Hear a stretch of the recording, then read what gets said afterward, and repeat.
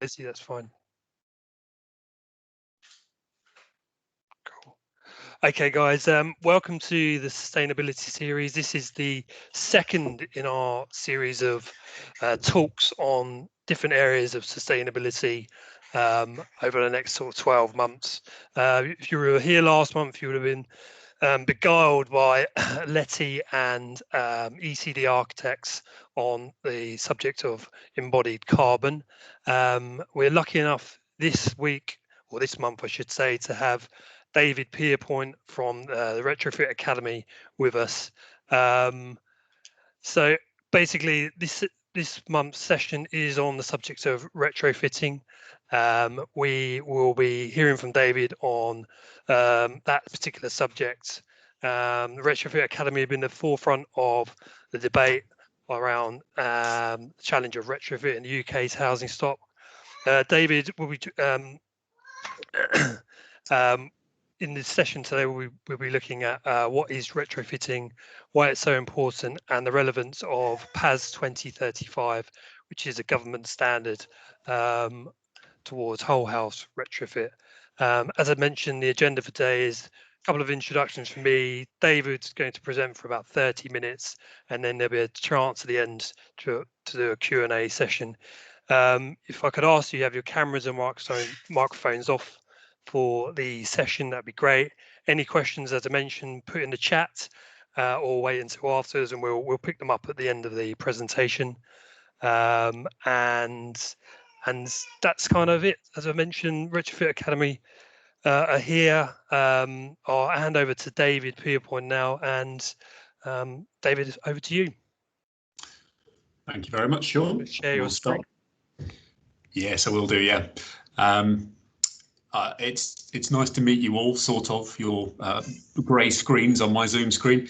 Nice to see you, Justine Dorman. You're a name I know of old, a retrofit coordinator amongst us. So that goes back a little way now, but it's really great to be invited along to talk to you about retrofit. It is what I do all day, every day, I suppose. And I was saying to someone earlier, somehow I seem to have become known as one of the UK's leading experts on BSI PAS 2035, which, if you'd have told me that 5 years ago, I would have found quite funny. But that's how life goes, I guess. OK, I'm hoping you're seeing a presentation on screen now. Yep. Let's go full screen. It's been a bit temperamental. There we go. So that's me. Well, you can see me on the video, so you know that's me. As I say, I'm involved in loads and loads of things to do with retrofit, but the most important of those by far is this thing called the Retrofit Academy. It's a community interest company that we set up in 5 years ago, 5 years and a month ago now, which I still have to pinch myself to believe. And pretty much all we've done in that time is train these retrofit coordinator people, which I'm going to talk to you a fair amount about today. We have started doing some more things now, some more training, different kind of training, but certainly Retrofit Academy, retrofit coordinator course is what we're best known for. We also organise the retrofit zone of future build and have a consultancy business, but that's not so relevant for today. So I'd like to start by sort of asking a question: what is it we're trying to achieve with retrofit? Because I think lots of people, including lots of politicians, would give you different answers to that. The social housing world at the minute, which you're part of, are very focused at the minute on this target of achieving Band C on all existing homes by 2030. That's a legally binding target you all have, which is an interesting one, to say the least. And then the government has signed us up to a net zero target for 2050. I don't think London has gone any earlier than that. It may have gone a couple of years earlier. Some of the cities around the UK have set some really incredible timetables to do that. Sort of, I think Nottingham, where that picture's from, actually is 2028. So we better get on with it, I think. So we've got some really, really big, ambitious targets, and there's 27 million homes in the UK. So, you know, you can do the maths. People often do this, calculate the number of homes we have to do to the depth we have to retrofit these properties by, divided by the number of hours or minutes or whatever it is to 2050. And it's still a really, really scary number. And we're not delivering retrofit at anything like the scale that we need to in order to do that. Now, the government has started to put some money in where its mouth is. In the social housing world, there is a £4 billion fund in the lifetime of this Parliament called the Social Housing Decarbonisation Fund. We're only seeing the first little bit of that. I think there's a £50 million competition that's running at the moment. You know, we're looking forward to the rest of it. There's also something called the LAD scheme, the Local Authority Delivery Scheme, which is around about £1 billion worth of money targeted at the fuel poor. There's this voucher scheme, the Green Home Grant voucher scheme, that some of you may have heard of. If you have heard about it, you're likely to have seen the very bad press that that's had. So that's really the kind of very short-termist, here today, gone tomorrow type scheme that the government has favoured, and makes for very inconsistent energy efficiency policy, I'm afraid. The other two, the first two, are much more we're much more optimistic about. Then there's something called the Home Upgrade Grant, or HUG, which is another fuel poverty scheme that's being introduced next year. Quite a lot of money going into that. So fuel poverty is very much part of the retrofit challenges, solving fuel poverty, very much part of that. Not so relevant to you, I don't think, being an urban area, because I believe that's more targeted at rural areas, off gas. And then there's the energy company obligation, which many of you will have come across in its various guises. Next year, that's being relaunched, what's called Eco4, and it is being relaunched as a genuine whole house retrofit programme. I'm going to explain what whole house retrofit means shortly. But that's quite exciting. Now, the industry that you as clients rely on to carry out this work for you haven't, frankly, been up to scratch in retrofit. They're much better at new build than they are at retrofit. And as a result of that, and lots of issues and challenges that there have been, there are new British standards that have been introduced to try and drive this culture change in the industry. And the key one there are many of them, but the key one I'm going to talk to you about is BSI PAS 2035, which is the overarching framework for retrofit delivery. Okay. So I have a very short video to show you. This is something called PAS 2035, the movie. It's something that we made last autumn to talk to local authorities about, and I think some of you may have had a link to this and may have watched the full version. This is just a trailer, so it only lasts for about a minute or so, but it's good for a laugh if nothing else.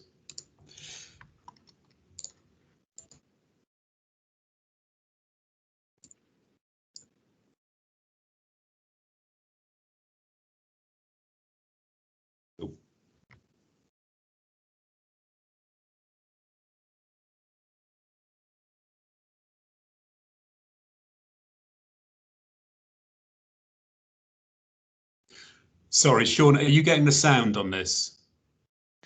No, I was just about to. Okay, sorry, it's the way I shared the screen. I'll skip through that. Actually, we'll leave that for now. Sorry about that. Okay, so what that video tells you really is that retrofit is a real challenge, and there's really a shortage of people who know lots about it, really. And there's part of the theme of that video is that people have a little knowledge sometimes and a lot of power, and that could be quite a dangerous thing, particularly in a local authority context. So, you know, what we're trying to do is drive up standards of domestic retrofit. Involves leaving that past behind us and really embracing these new standards. But the standards themselves are fairly complicated and a bit daunting. So what I'm going to try and do over the next 10 or 15 minutes is simplify it for you and break it down into a more digestible format. So it's still hopefully the antidote to flowcharts, but I do use flowcharts, I warn you. Now, that is PAS 2035. It was published in May 2019 following something called the Each Home Counts review. That was a root and branch review of the whole energy efficiency industry that was set up in response to the fact that lots of retrofit projects were really spectacularly failing. Everything from, you know, them not achieving the thermal benefits that they set out to achieve to, you know, masonry falling off walls and narrowly missing people's heads. Really, not in a good place as an industry, and almost 15% of all projects having type A sort of fails. So PAS 2035 in response was well, Each Home Counts called for a code of practice for the industry, and that's what BSI PAS 2035 is. An outline of how these projects should be managed and run, what kind of people should be involved in doing that, what qualifications they should hold, and so on and so forth. So it's very much root and branch. We have it because of the Each Home Counts review. Each Home Counts made about 22 recommendations, I think. The two I'm going to pull out for you here is that it called for a recognisable quality mark for the sector. And that quality mark is Trustmark, which has been around for a little while, but which is becoming this consumer recognised quality mark for good retrofit, or at least that's the aim. Under Trustmark sit all of the accreditation schemes. You'll be familiar with some of these. So retrofit coordinators and retrofit assessors, two of these new roles that have been introduced, will be members of the likes of Elmhurst and Stroma, whereas contractors and installers are members of SEGA and SWIGA, NIC, and the like. But they all sit under Trustmark, which is a very important thing because it used to be very fragmented, having competent person schemes here and there with all working onto different standards. So that's a big step forward. And then the code of practice is BSI PAS 2035. You'll hear about two of these, 2035, which I've mentioned, the overarching standard, and then your installers will talk to you about BSI PAS 2030, which is the installer standard. The reason there's two is that PAS 2030 has existed for quite some time, I think about 7 or 8 years. 2035 didn't exist, and then when it came to be published, rather than just rewrite the installer bit into 2035, they essentially incorporated it into one. But the important thing for you to know there, no matter what an installer might tell you, is you can't do BSI PAS 2030 without doing BSI PAS 2035 too. Okay. Trustmark requires full compliance with PAS 2035, and in the eco sector, that's mandatory from this June. In other funded schemes, there are different timescales, but under LADS and the Social Housing Decarbonisation Fund, which are the most relevant to you, they require full compliance with PAS 2035. So if you're going to be doing retrofit, by the sounds of it, you're going to have to get familiar with that standard. Now, these are the kind of defects that used to be very commonplace, and sadly, I think I'd say at the minute they still are commonplace because we're in a transitionary period. These are photographs from an estate in the northwest of England, and it was a scheme that was very badly rushed, at quite a significant expense in 2013. The last time, actually, we had large amounts of public funding in going into retrofit. It won't surprise you to see, you can judge by yourselves, it was defective in every way, poor installation, no design, no ventilation installed, let alone a ventilation strategy, which is what we need. And you can see from some of the pictures there, the widespread damp and mold. That installer went bankrupt, and the owners of that were able to walk away and say, it's not our problem, put this right. And it's currently cost £6 million to put that project just back to a basic level of remediation. It's not complete yet, and it's still going on. So it's cost more to put it right than it cost to do in the first place, which is a big step backwards. But then there's the cost of the unintended consequences of living in those properties to those people, and which we don't quantify. What has the health impact been? What are the people who suffer with asthma been? What are the people with mental health issues been as a result of all the stress and anxiety of living in homes that are so badly defective? And they were sold the vision that it would improve lives. So we don't want to see any more of that, clearly.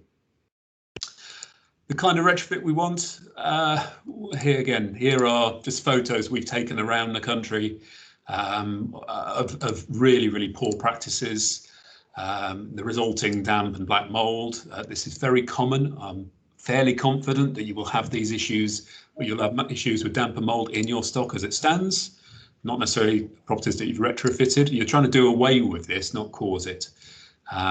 So there's big moisture risks when you do things badly. And you can see here a frankly ridiculous detail that anyone with any design understanding of what good design looks like would know that that is a disaster waiting to happen.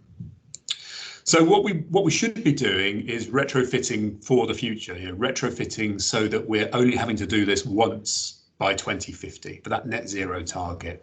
Or if we're going to, if we don't have all the money to do it all at once now, that we're doing it the right things in the right order sequentially. So, bits now and bits later, in a planned way, an organised way that's right for that property. Now, I'm going to ask someone to be brave now, turn on their microphone and just give me an honest answer to this. Now, here's a picture I found at random on an installer's website. That installer was very proud of this project, hence they used it in their marketing literature. And just based on first impression, I'd like someone to tell me if this is good or bad retrofit. It looks like an external wall insulation system, doesn't it? It is an EWI system, yeah. Yeah. What's your impression? I can't see any vents behind. So normally with an external wall, you've got like vents at the bottom, haven't you? Because there's normally a bit of a like a cavity behind. Yeah, my eyes aren't that good. I'm looking at it slightly more broadly. Broader. Okay. No, do you think it's good or bad? Oh, how can I tell? Well, that's the point. Good. Really. Unless there's some obvious design defect that I can't see. Yeah. That I don't know because I'm not qualified. I don't know. Okay, that's fine. What was your name? That was very helpful of you. Thank you. What's your name? Patrick. Okay, Patrick. So, I mean, there's two things that jump off the page to me about that. And the first thing for me to say is I don't think this is bad. Okay, I've seen much worse, much worse. Okay, so relative to the norm, this isn't bad. That's not to say it's good. And there's two things that jump off the page. I mean, the first is the damp-proof layer, damp course down here, which they've left a gap at the bottom, which is a standard practice. But that does lead to significant issues like the damp and the thermal bridging type stuff. And the other is the windows. Those I would almost guarantee you were existing double glazing that's been left exactly where it was, as in line with the existing wall, and then an EWI system, external wall insulation system, has been applied on the outside of it. Now, when you do that, this is what you get. So this is a thermographic image. I'd say stress not of these windows. I have no idea what these windows look like. In reality, it's just a random picture. But this is what happens when you do that. So the green rectangle is the window. You can see it's in line with where the external wall, the purple rectangle at the top with the horrendous thermographic colours in it. That's the existing wall. And then the deep purple to the rectangle to the right-hand side, that's on the outside of the property, that's the external wall insulation. So you can see there is essentially discontinuity, a gap between the two systems, between the window and the EWI. And that small gap has allowed cold air and moisture to create something called a thermal bridge. That will happen every single time you do that. But if you drive round a council estate, whether it's in your area or elsewhere, you will see that everywhere, that detail. If you do it the right way, good practice, if you move that window, preferably a new window, but it doesn't have to be. If you move that frame into the layer of insulation, the purple rectangle on the right-hand side, you avoid that thermal bridge. Okay, so a good detail there is going to give you a much better sort of future-proofed result. But there, generally speaking, isn't a good awareness of even something that basic in the supply chain. What's the window fixed to then if you remove it from the wall? Because normally, yeah, what are you fixing it to? So you've taken it, say that's a solid wall, and then you're going to move it into the external. What are you fixing the window to? Into the insulation layer. Into the insulation. Don't ask me how. I'm not technical in that way. But fixings is the simple answer. Well, they'd have to build up a frame or something. I'm guessing. Yeah. Because insulation's normally quite soft, isn't it? And doesn't matter what type of insulation. No, it's normally structural. Not external wall insulation. No, it's not. Yeah. It's not soft at all. But I mean, what I mean is it's not structural. When I say soft, I mean it's okay. I'd be interested to see the detail of that. Yeah, that's fine. That's fine. Yeah. We have those. So I've never seen that. There's always how it, where you've got the cold bridging. It's always done like that, isn't it? Yes, it is. Yeah, it is. We'll come back to that at the end. So PAS 2035 is there to address this by really, I promised you no flowcharts, and we're not going to go through this flowchart. We're going to break it down into 6 quick steps. Okay, starting off with intended outcomes. This bit at the start, which is all about defining what it is we're trying to achieve on any given retrofit project. Just at the start, what are our objectives with this? Step 2 is about carrying out a risk assessment to ensure that we're going to manage that property and that project in an appropriate way. Step 3 is about the dwelling assessment, so ensuring that we understand these buildings properly and all the variations between them, which there are thousands. Step 4 is planning and design, and this is where the retrofit coordinator piece comes into its own. Step 5 is the installation of those measures and hand over those measures to a resident or a client. And step 6 is monitoring and evaluation, which is really about ensuring that what we set out to do in step 1 is what we're delivering in reality. Okay. And the retrofit coordinator's job is to manage those projects from one end to the other. Everything flows through them. All the key decisions are they're either making or they're heavily involved in, and their job ultimately is to ensure that this standard's being applied properly. So they're the key people in these projects. There are 6 roles defined in PAS 2035, which are there. So there's the coordinator, there's an advisor, which in a social land housing context is usually someone like a tenant management officer or a liaison officer. There's the assessor who's carrying out that building assessment, that dwelling assessment. There's a designer who is usually an architect or a surveyor of some sort with a design background. And there's the installer carrying out the work. There's also an evaluator. We're not going to worry too much about them because they don't really exist yet. Retrofit coordinators do that job. Now, the PAS outlines specific qualifications that people must hold in order to fulfill these roles. With a designer, it's actually just that they have to be a qualified architect or a qualified surveyor. There's no additional qualifications or accreditations. For an installer, it means that they have to be PAS 2030 accredited. And for assessors and coordinators, it means that they have to be members of a Trustmark scheme, those schemes that I mentioned earlier. And in order to do that, they need first to hold qualifications. For coordinators, it's the qualification that we offer. Now, managing risk. I like skiing, and I like to keep life as simple as we can. So I see this risk assessment bit really like ski slopes on a piste map. You have your green path, path A, which is lighter touch. It's like the nursery slope where you learn to ski. And there's not too much that can go wrong with these kind of projects. So you can be lighter touch. And then when you've learned to ski, you go onto your blue slope and suddenly it gets more challenging, but everything's there to support you. So this is where the deeper assessments kick in. It's where it's essential that a professional design is involved. And it's where we start to develop these medium-term plans and improvement option evaluation type things, which I'm going to show you in a minute. Path C is the really risky stuff, the red slopes. You go really fast down these and things can go really badly wrong if you fall over. So it's ever increasing amounts of professional input and so. But I don't think anything about it. For those of you who are new build focused or asset management focused, nothing about this is complicated. I don't think any of you will be finding this complicated. The energy efficiency sector does, because it's a big change from where they've been in the past. But it's just about moving it forward.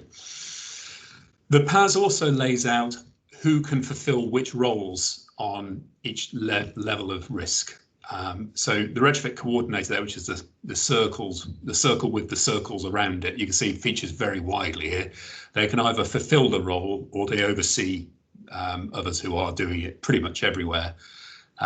It's only when we get into complex design that a specialist designer, a non-coordinator designer is required.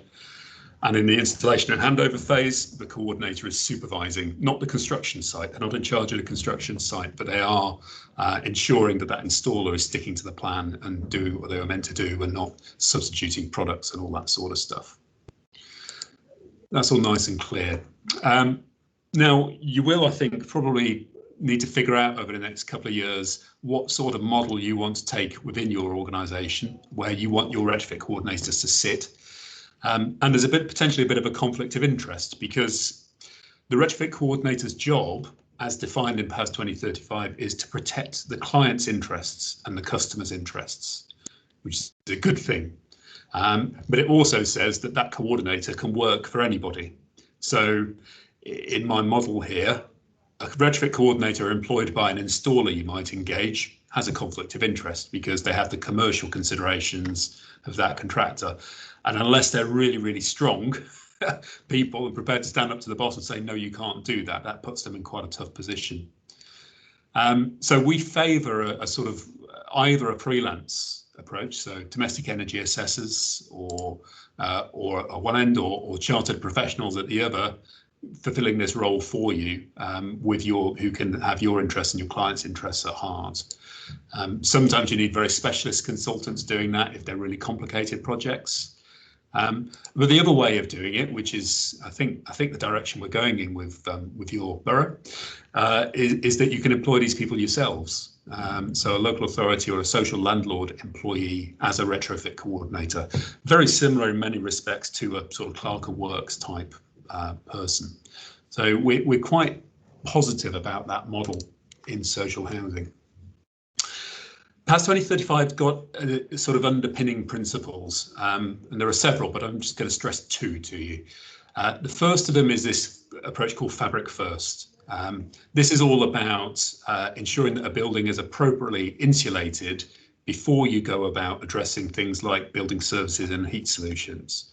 So, what we're aiming to do is achieve a good, even, all-round layer of insulation, incorporating floor, ceilings, walls, and then elements like doors and windows as well. So we're making a building airtight and ventilating it properly at the same time. Ventilation is a huge part of this. Whilst it's fabric first, it's not fabric only. So the second core principle of whole house retrofits, I mentioned it earlier, is saying when you're looking at a property and considering what to do with it, consider the fabric first, but at the same time, think about those services and think about renewable energy. In the past, we've tended to stick a load of solar panels on roofs, which isn't a bad thing, but that's not part of a retrofit strategy for a home. Whereas saying, defining what the role of that solar system, that PV or solar thermal system is in the sort of long-term plan for this property is absolutely what we should be doing.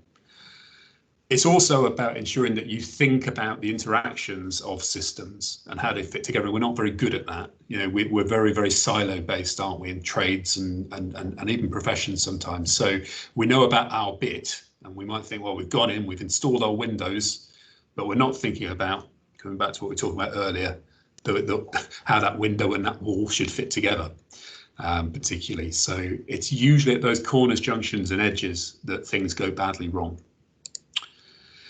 Here's a couple of examples of retrofit strategies and sort of high-level design vision that we've been working on for a social landlord. I won't dwell on this too much, but you can see there it's taking into account the fabric, the ventilation system, the doors, the windows, and in this case a new timber cassette roof. So it's sort of addressing the whole thing.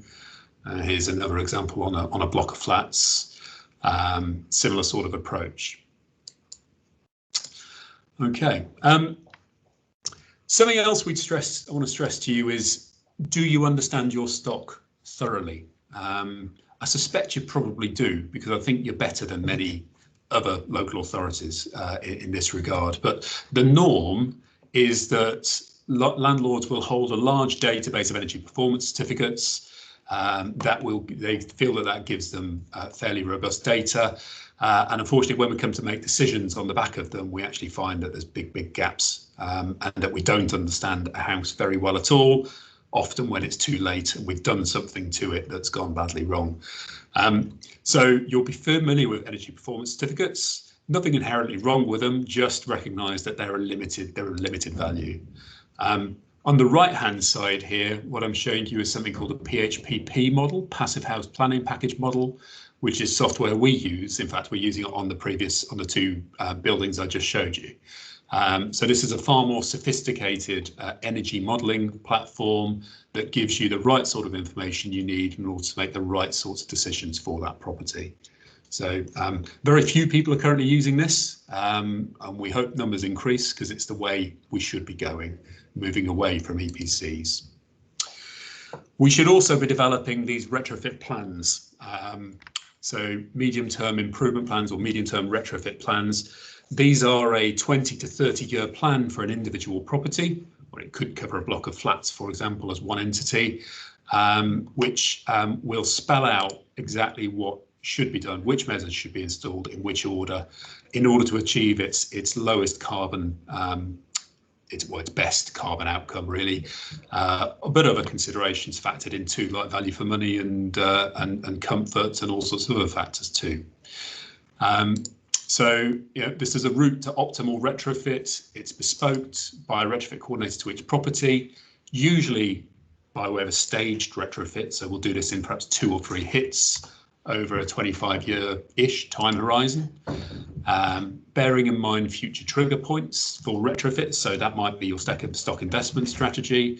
In a private owner-occupier type world, it might well be having kids and wanting to extend or replacing kitchens and bathrooms and that kind of thing.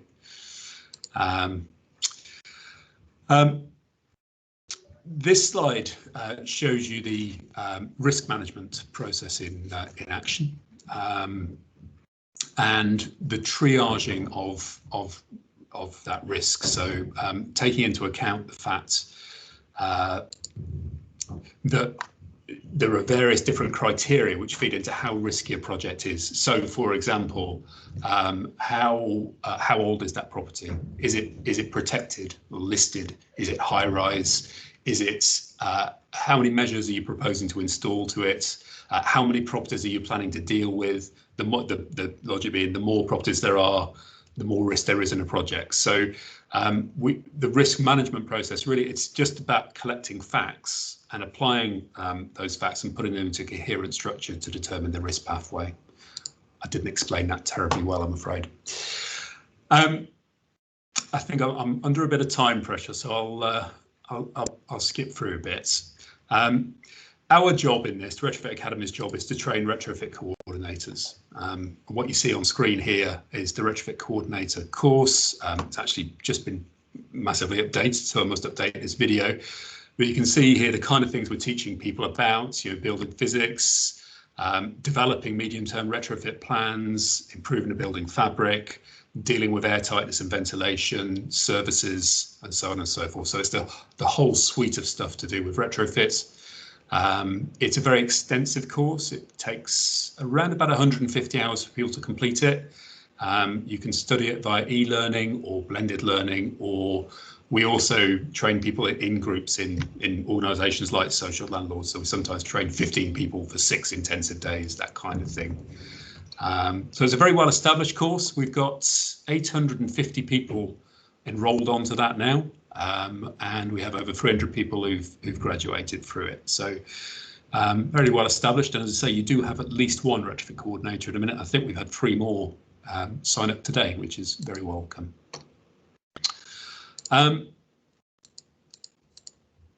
There's one, sorry, you don't need all this detail really. As well as the Retrofit Coordinator course, we've had funding from the government to develop a new qualification in understanding domestic retrofit. That's a level 2 qualification that can be done by e-learning. This is mainly aimed at installers. So it's about helping them understand why things go wrong and helping them figure out how to avoid their screwdriver being the one that does the damage. So we have 1,000 fully funded places available on that. I have been discussing this with part of your team, but it might be a really good idea to get some of your supply chain enrolled onto that course, particularly if you're going to be asking them to do more retrofit in future years. There are other projects funded under this Green Home Grant Skills Competition, which there's a link to there, but they're in short supply. You don't need to know about this. If you do want to find the supply chain that's fully accredited and qualified, we've put together a service called RetroBook, which you can access free of charge, and you can, as a social landlord, you can post jobs onto that for free, which installers and assessors or coordinators, whatever it is you're looking for, will be notified via an app of that project, and then they'll be able to express interest or request tender documents or whatever it is. So you may find that a helpful resource.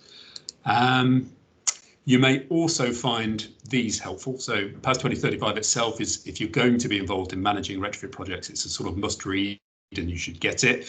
We supply all of our learners with a copy of it, but you have to buy a copy from BSI itself otherwise, and it can cost a couple of £100. There's also on our website three guides we've produced around PAS 2035. One called PAS 2035, what is it and what does it mean for you? And the other, these compliance maps, which lay out exactly who must do what and in what order on a PAS 2035 project. And then finally, we've also done a first draft of this thing, the Retrofit Toolkit, which is aimed at local authorities. Covers much of the same ground that I've covered in today's presentation. We're also just doing a big update to that. That'll be published next month and made available for our website. So you can download that. We're a consultancy, you don't need to know about that. And that's the end. So I'm afraid I've tried to cram quite a lot in there. It normally takes me an hour or so. I'm just about stuck to time, I hope. I'm happy to take any questions. Thanks for listening. Cheers, David. That was excellent. Thanks for the presentation and the information on Retrofit Academy and PAS 35. Is there? I can see in the chat there was a couple of questions that came through. One from Alex Tool, but potentially controversial. But why should we be investing so much in thermal installation, ignoring fuel poverty for the moment? Isn't electrification of heating combined with rapid greening of the national grid a more realistic and much cheaper option for our net zero ambitions? Do you want me to take that one? Yeah. Yeah, I mean, I agree that should be a priority, and it's been the success story so far of sort of the government's green mission. But there's only so far you can get with that approach. We've got so little time, we need to be attacking it on multiple fronts. So no, I totally disagree. We should be ignoring thermal insulation. The cheapest fuel and the most carbon-free fuel you can ever use is the fuel you don't use. And the only way of doing that is by insulating buildings properly and not wasting so much of it. We have the leakiest housing stock in the world in this country. So other countries might have the luxury of relying upon those sorts of strategies. I don't think we're one of them. Brilliant. There was one other from me. Why are landlords not using PHP modelling at the moment? Is it purely a cost issue, or is there other reasons why EPCs are used so frequently? Why aren't people investing or using PHP as you recommend? I think largely because they don't know about it. And, you know, if I were working in social housing, I would think, well, if I speak to an assessor and they tell me this is how things are done, I'd think, okay, well, that's the norm then, and they all do it by using RDSAP. What you have to be aware of with a lot of, there's some fantastic energy assessors, so I'm generalizing when I say this, but you know, there are a lot of energy assessors who've had somewhere between 3 and 5 days training in any form of building science to be a DEA, and you know, all you can achieve in that sort of period of time is to teach them to use a fairly basic bit of software like RDSAP. And you we're not training people in universities and colleges in things like PHPP, so it relies upon architects often to decide to upskill themselves, and there hasn't really been that much of a demand for it.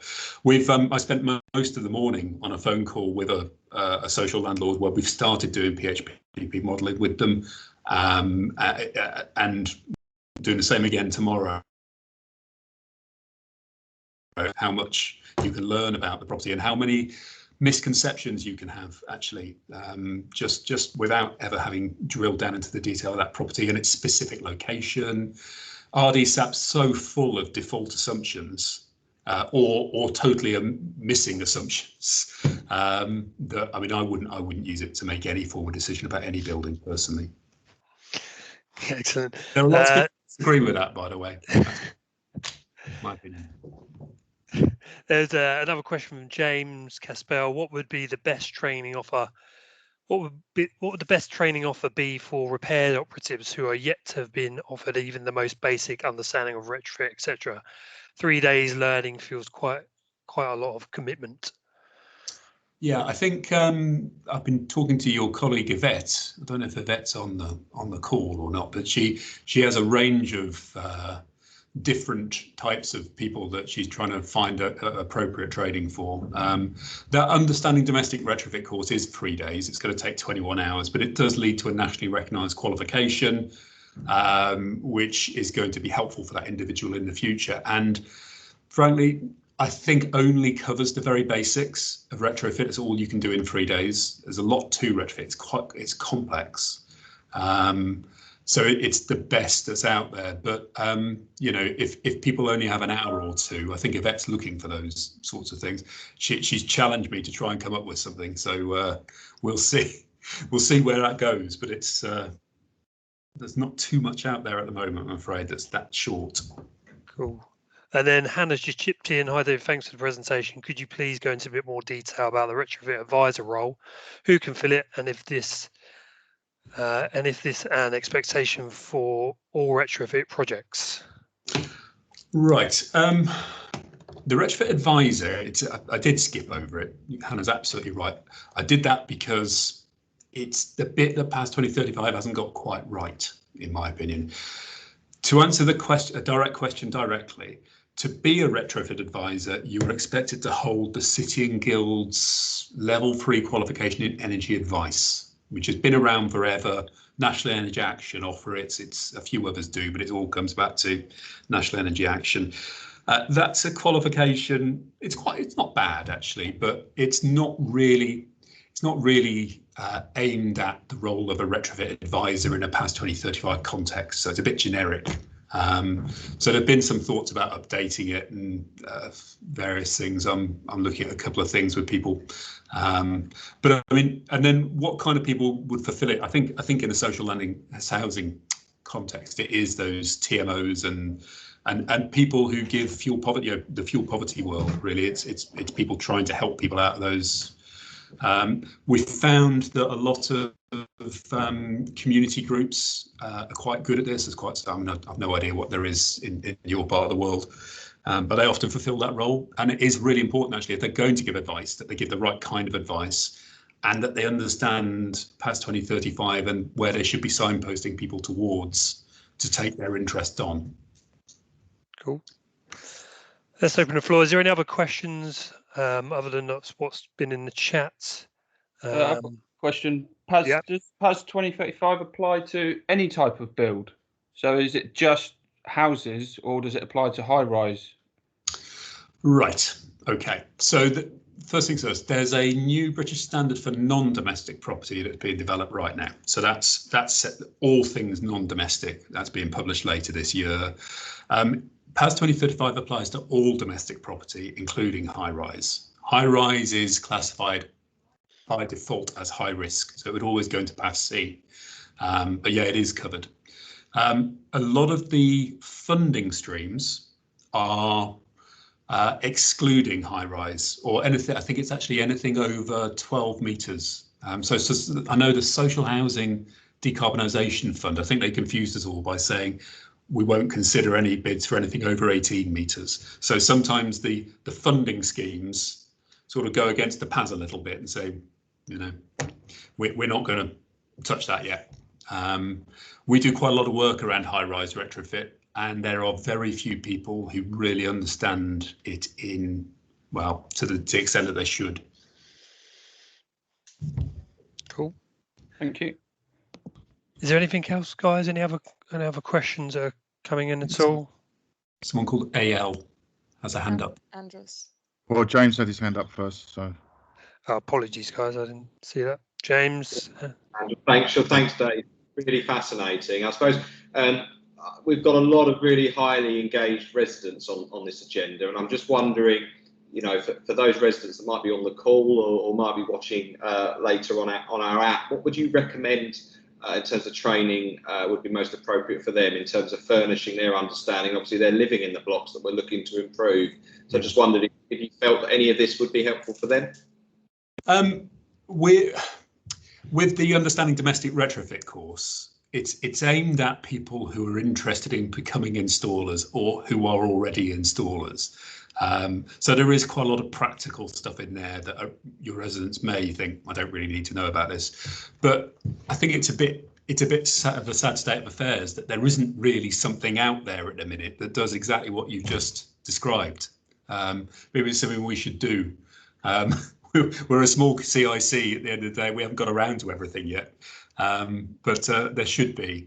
There isn't really.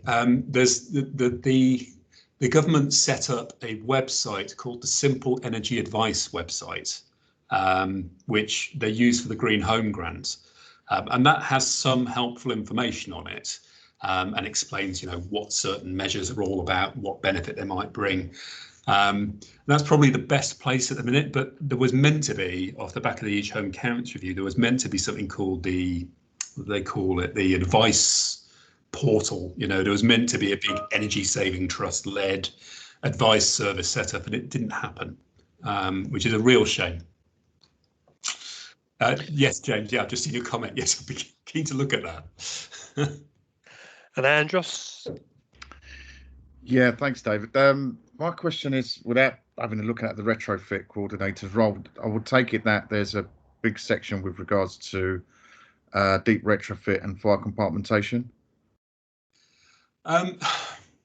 So PAS 2035 isn't, it's about an approach. It doesn't, where there are other standards like fire safety, where there's endless standards, quite rightly, it doesn't attempt to rewrite those, or, you know, it refers to other standards. And as a building professional, if you're going to be a retrofit coordinator, you have to know that stuff too, really. So we don't cover that in depth in the course, actually, because that's something we would expect someone to bring to the table with them already. We shouldn't really be training retrofit coordinators who don't have that understanding. So that, which in itself is a challenge. Ideally, we would like retrofit coordinators to come from architecture or surveying or chartered professions. That's the ideal, but the market isn't really prepared to pay those fees for those services. So we have quite a broad range of retrofit coordinators. But, you know, I mean, we certainly talk about it on the course, but we don't teach people about that in detail, no. Okay, thank you. James, you still got your hand up. Is that a new question, or is that an old hand? Sorry, it was a very old hand. Any other questions for David? No? I've got just a quick personal question, if you don't mind, David. Blimey. If that's all right. Who's that? Patrick. It's not about those windows again, is it? No, it's about my windows. Your windows. I've just bought a place. It's single glazed and it's got no central heating. Are there any grants available? Yes, there are. There's the Green Home Grant, Okay. and you would, well, everyone is in theory eligible for that. You can get up to a £5,000 grant, but it has been, I don't know if you've seen the press, it's been an absolute nightmare for people to actually get their hands on these vouchers, and then installers taking forever to get paid. So but there's still hundreds of millions of pounds available through to the end of March 21. You have to cover 25% of the cost. Okay. The other thing, if I don't know anything about you, Patrick, but if for any reason you were classified as being in fuel poverty, your poverty, which given single glazing and no heat, there's a good chance you would be actually. There's eco funding available, which is harder to access, but if you contact a good local installer, or if I were in London, I'd be contacting Retrofit Works. They're very good. And they will point you in the direction of the funding. Okay. I'm not living there. It's all right. I'm worried about it. Brilliant. At the moment, but okay. Brilliant. Thank you. All right. Cheers, David. Well, that's it for this week. Really appreciate your time, David. Thanks for the presentation. I learned a lot, and I hope everyone else did. That's us as a wrap for this month. Next month, we've got London Waste and Recycling Board coming to talk to us about recycling and waste management more generally, as well as on the estate. So see you next month. Have a good time, everyone. Speak to you soon. Cheers. Bye now. Bye. Thanks for having me. Bye. Bye.